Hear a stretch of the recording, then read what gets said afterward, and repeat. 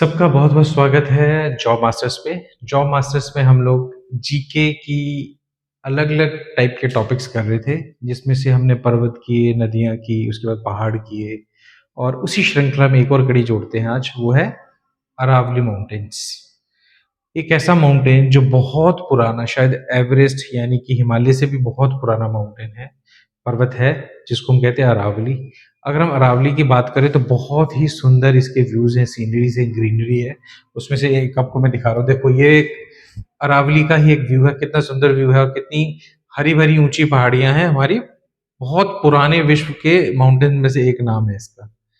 ये सारा का सारा अरावली है, जिसमें देख लो पुराने बहुत सारे किले राजस्थान के बने हुए हैं इसके ऊपर। अरावली रेंजेस की बात करें तो आपको पता है ये राजस्थान में है, दिल्ली में है, हरियाणा में है, गुजरात तक ये जाता है। ये सारा का सारा पहाड़ इधर है।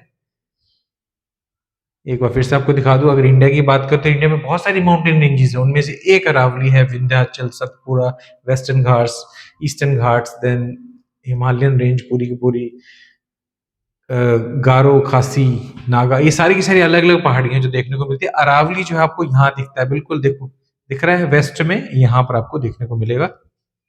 अगर हम आगे चले तो देखो, अगर मैं इसकी लेंथ और विड्थ दोनों की बात करूं, चौड़ाई और लंबाई दोनों की बात करूं, तो कुछ ऐसा एरिया है जो इसके आसपास आपको देखने को मिलेगा, जिसके बहुत सारे इसके अंदर राज्य कवर हो जाते हैं। जैसे गुजरात है, राजस्थान का बहुत मैक्सिमम हिस्सा इसी के अंदर है, देन हरियाणा आता है और दिल्ली भी इसके अंदर आ जाता है। तो ये सारी की सारी जो है अरावली पर्वत की श्रृंखलाएं या पहाड़ियां हैं। अगर हम बात करते हैं आगे चल के इसकी डिटेल्स की, तो अरावली जो रेंज है, जिसको अरावली बोलते हैं, नाम से पता चल रहा है आपको, है ना। अरावली, अरावली माउंटेन, अरावली पर्वत इसको हम बोलते हैं। और ये कहाँ पर है? नॉर्थ वेस्टर्न इंडिया में, गुजरात, राजस्थान, इन इस डायरेक्शन में फैला हुआ है। इसको हम ये बोल सकते हैं किस डायरेक्शन में फैला हुआ है? साउथ वेस्ट डायरेक्शन में फैला हुआ है। इसकी लंबाई जो है वो कितनी है? 670 किलोमीटर, 670 किलोमीटर या फिर 420 माइल्स, इतनी लेंथ है इस माउंटेन रेंज की। स्टार्ट कहाँ से होता है? अगर उत्तर में जाओगे तो दिल्ली से स्टार्ट होता है, दिल्ली से होता हुआ फिर ये कहा जाता है हरियाणा, राजस्थान, और एंड में कहा एंड होता है अहमदाबाद यानी कि गुजरात में ये खत्म हो जाता है। तो बहुत लंबी रेंज है। इस अरावली माउंटेन की सबसे ऊंची जो पीक है उसका नाम है गुरु शिखर। तो नाम याद रखना आपने, गुरु शिखर। और माउंट आबू पे है ये। शिखर का नाम है गुरु शिखर, जगह का नाम है माउंट आबू। और कितनी इसकी हाइट है? 1722 मीटर, यानी कि 5650, 5650 फीट इसकी हाइट है। काफी हाइट होती है ये, ठीक है। और ये सबसे पुराने पर्वतों में से एक पर्वत है। और हम ये मान के चलते हैं इसका जो उदय है ये कब बना होगा? प्रोटीरोजोइक ईरा के अंदर। बहुत पुराना टाइम था ये जब ये पर्वत बना है, ठीक है। तो बहुत पुराने पर्वतों से किसी का नाम, और ये भी माना जाता है कि किसी जमाने में ये हिमालय से भी ऊंचे माउंटेन थे, जो घिस घिस के टाइम के साथ बहुत छोटे हो गए, ठीक है। अब आगे चलते हैं। बहुत सारी ऐसी जगह हैं जो अरावली पर्वत के ऊपर बहुत मशहूर है। उनमें से अगर मैं बात करूं कौन कौन से हैं, तो दिलवाड़ा जैन टेम्पल सबने जानते हैं, ये बहुत इंपॉर्टेंट जगह है। नक्की बहुत इंपॉर्टेंट जगह है। इसके अलावा माउंट आबू, माउंट आबू बहुत सारे लोग जाते हैं राजस्थान घूमने, ठीक है। वहां पर सबसे ऊंची इसकी शिखर है जो मैंने आपको बताई थी, जिसका नाम क्या था? गुरु शिखर। वहां पर दिलवाड़ा जैन टेम्पल है, जैन टेम्पल बहुत फेमस है वहां पर, ठीक है। और उसके बाद बताऊं, ये जो माउंटेन है कितना, प्लेट्यू जो इसका है 22 किलोमीटर लंबा है, 9 किलोमीटर वाइड है। तो काफी बड़े एरिया ये कवर करता है। और उसके बाद अगर मैं बात करूं इसकी और जो हाईलाइट्स है, जो और इंपॉर्टेंट चीजें इसके बारे में, वो क्या क्या है? एक तो इसके ऊपर एक बहुत मशहूर किला है जिसको हम बोलते हैं कुंभलगढ़, कुंभलगढ़ फोर्ट। ये यूनेस्को वर्ल्ड हेरिटेज साइट के अंदर आता है, ठीक है। इसके ऊपर बादल महल है जो बहुत फेमस जगह है, अपने आर्किटेक्चर की जानी जाती है। फिर है रनकपुर। रनकपुर का बहुत इंपॉर्टेंट टूरिस्ट डेस्टिनेशन है, जिसमें जैन टेम्पल्स हैं, ठीक है। जिसके अंदर एक सूर्य नारायण टेम्पल, बड़ा फेमस टेम्पल है, जो उसके ऊपर आता है। देन ये आपने नाम सुना होगा सरिस्का टाइगर रिजर्व। वहां पर एक बहुत इंपॉर्टेंट, बहुत मशहूर टाइगर रिजर्व है, जिसको बोलते हैं सरिस्का टाइगर रिजर्व, ठीक है। वो क्या है? एक नेशनल पार्क है और टाइगर रिजर्व दोनों ही है, ठीक है। वहां की वनस्पति और जानवरों को देखने के लिए लोग जाते हैं। देन है अलवर। अलवर एक बहुत पुरानी सिटी है, कहाँ की? अरावली के में रहने वाली। ये अपने फोर्ट्स और पैलेसेस के लिए जानी जाती है। कौन सी? अलवर। उदयपुर, उदयपुर के महल सब जानते हैं, वहां के लेक्स के बारे में आपने बहुत सुना होगा। ये भी अरावली रेंज के अंदर ही आते हैं, ठीक है। ये बहुत मशहूर जगह है जिनके लिए लोग राजस्थान या फिर इस माउंटेन पे जाते हैं। तो टोटल मिला के अगर बोलूं तो इसमें इंपॉर्टेंट जगह कौन कौन सी रहेंगी? अरावली पे, अरावली पे रहेगा मशहूर माउंट आबू राजस्थान के अंदर, गुरु शिखर माउंट आबू के ऊपर है, कुंभलगढ़ फोर्ट ये भी राजस्थान के अंदर है, रणथंभौर नेशनल पार्क बड़ा इंपॉर्टेंट है ये भी राजस्थान में, सरिस्का टाइगर रिजर्व ये भी राजस्थान के अंदर, कुंभलगढ़ वाइल्ड लाइफ सेंचुरी ये भी राजस्थान के अंदर, अलवर राजस्थान। तो ऑलमोस्ट सारा राजस्थान का जितने भी फेमस जगह सारी अरावली के आसपास ही मिलेंगी आपको देखने को। तो इसीलिए जो अरावली है बहुत ही फेमस जगह है। ठीक है, गुरु शिखर मैंने आपको बता दिया। देन चलते हैं हम लोग फीचर्स के बारे में। अगर मैं अरावली के फीचर्स की बात करूं ना, अरावली एक तो आपने याद रखना है कि नॉर्थ वेस्ट ऑफ इंडिया में है, दिल्ली से गुजरात तक फैले हुए हैं। इसके बीच में और कौन सी स्टेट्स आते हैं? हरियाणा और राजस्थान आती है, जो सारी मिला के कितनी लेंथ बनती है? 670 किलोमीटर के आसपास बैठती है। तो हम ये बोल सकते हैं इसकी जो एवरेज एलिवेशन है वो 600 से 900 मीटर के बीच में एवरेज एलिवेशन, मतलब इतनी हाइट अब रही नहीं, पहले किसी जमाने में बहुत हाइट हुआ करती थी। नॉर्दर्न पार्ट इस रेंज का वो क्या है, उसमें ज्यादा रॉकी हिल्स है, पथरीली जो है पहाड़ियां हैं और रिजिज हैं, वो दिल्ली और हरियाणा वाला हिस्सा जो है वो आता है इसके अंदर। अगर हम क्लाइमेट की बात करते हैं कि वातावरण मौसम कैसा रहता है, तो हम बोलेंगे यहाँ का सब ट्रॉपिकल क्लाइमेट है, हॉट रहता है, गर्म, सेमी एरिड, मतलब पानी बहुत कम होता है इस जगह में, बारिश कम होती है, वो इलाका इसका रहता है। ठीक है, साउदर्न जो रेंज है वो थोड़ी सी ट्रॉपिकल वेट है और ड्राई क्लाइमेट रहता है वहां का, ये कौन सा गुजरात वाला हिस्सा आ जाता है। अगर हम रिवर की बात करें, कौन कौन सी नदियां इस अरावली पर्वत के आसपास से बहती हैं, वो कौन कौन सी हैं? एक है बानस नदी, एक है सहीबी नदी है। ये दोनों जो है ट्रिब्यूटरी किसकी बनती है बाद में जाके? यमुना की।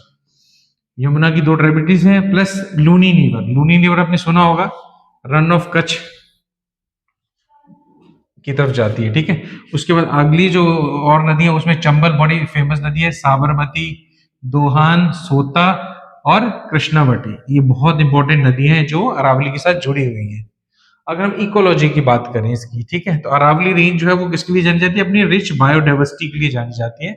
इसके अंदर बहुत सारे ऐसे पौधे हैं, वहाँ की जो जीव हैं जो बड़े फेमस है, जिसके अंदर आता है Bengal fox, leopards, hyena, golden jackal, nilgai, wild pig, मोर और उसके साथ इंडियन वुल्फ, ये बड़े फेमस है। और बहुत सारे रेगिस्तान में क्या मिल जाते हैं आपको? वहां पर रेप्टाइल्स मिल जाते हैं जो बड़े फेमस है उस जगह पे। ठीक है, अरावली माउंटेन को हम दो रेंजेस में बांटते हैं, एक है सांबर सिरोही रेंज, दूसरी होती है सांबर खेतरी रेंज। तो राजस्थान में दो हिस्सों में बांटा जाता है इस माउंटेन को, दोनों के नाम मैंने आपको बताया, सांबर सिरोही, दूसरा सांबर खेतरी रेंज, दो रेंजेस में बांटा जाता है।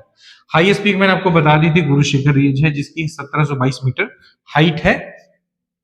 ये रीजन किस लिए इंपॉर्टेंट है? वहां पर वाटर की सप्लाई जो है वो कहाँ कहाँ जाती है, वहां से जो पानी निकलती है, नदियां कहाँ जाती हैं? दिल्ली, हरियाणा, राजस्थान और गुजरात को पानी वहां से सप्लाई होता है, इसलिए पहाड़ियां फेमस है। अगर हम बात करें टूरिज्म की, तो बहुत बड़े बड़े फोर्ट इसके ऊपर से हैं, टेम्पल इसके ऊपर है, जिसको देखने लोग जाते हैं, टूरिज्म को बढ़ावा मिलता है। अरावली जो पर्वत है वो किसके लिए फेमस है? वहां के जो मिनरल्स है, कॉपर, लेड और जिंक के लिए फेमस है। ये सारे मिनरल्स इस पहाड़ी में मिलते हैं। इसके बाद है वहां का जो लोकल टेम्परेचर, उसको क्लाइमेट को कौन कंट्रोल करता है? यही पहाड़ियां कंट्रोल भी करती है, वहां का वातावरण सारा इन्हीं पे डिपेंड करता है। ठीक है, उसके आगे अगर हम चलते हैं बैकग्राउंड की तरफ, अगर हम अरावली रेंज का बैकग्राउंड देखें ना, तो वहां का जो कल्चर और इकोनॉमिक डेवलपमेंट है वो सारा का सारा कैसा है? इसी से रिलेटेड है, क्योंकि माउंटेन एरिया है वहां पर, है ना, तो वहां के जो लोग हैं और वो सब है वो उसी के अनुकूल होंगे, है ना। तो हम ये मान के चलते हैं जो एज है अरावली की वो लगभग कितनी है?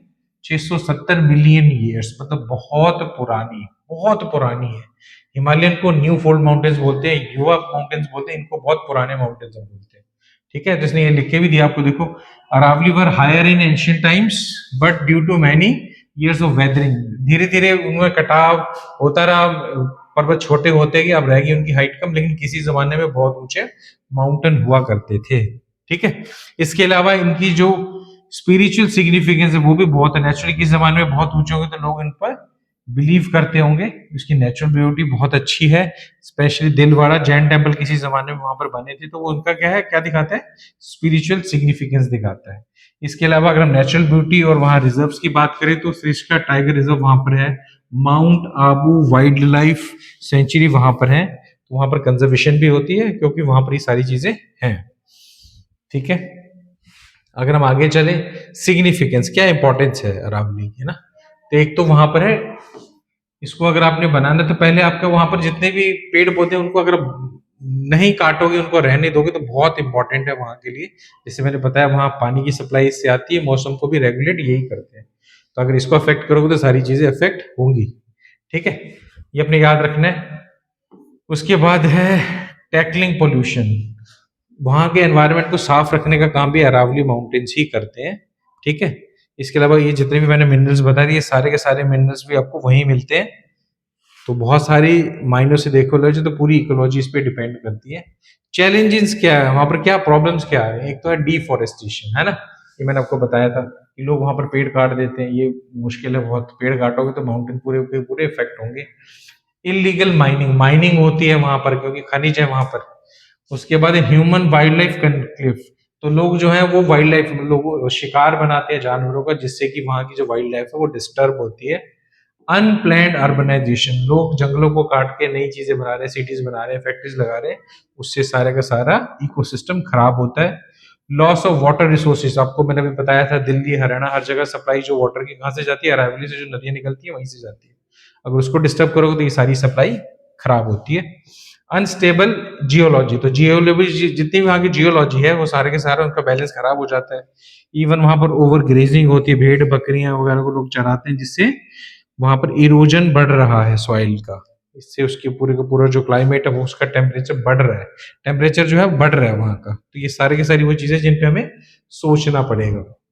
तो कहने का मतलब टोटल मिला के उस एरिया की जितनी भी पॉपुलेशन है या लोग हैं या वनस्पति है वो सारे के सारे किस पे डिपेंड करती है, अरावली के ऊपर। तो अरावली वहां पर आपको सब कुछ देता है, स्पिरिचुअल वैल्यू उसकी है क्योंकि बहुत बड़े बड़े टेम्पल्स है वहां पर, है ना। आपको बताया दिलवाड़ा टेम्पल है वो वहां पर है। इसके अलावा सबसे ऊंची चोटी माउंट आबू, वहां पर टूरिज्म आता है, प्लस वहां पर बहुत सारी वाइल्ड लाइफ सेंचुरीज हैं, टाइगर रिजर्व्स हैं, ये सारी बहुत इंपॉर्टेंट चीजें जो उस बेल्ट के अंदर आती हैं। इसलिए इंडिया के लिए अरावली पर्वत बहुत बड़ी एसेट है और इस एसेट को बचाना हमारा फर्ज भी है। तो अगले वीडियो में हम आपको मिलते हैं किसी नए टॉपिक के साथ।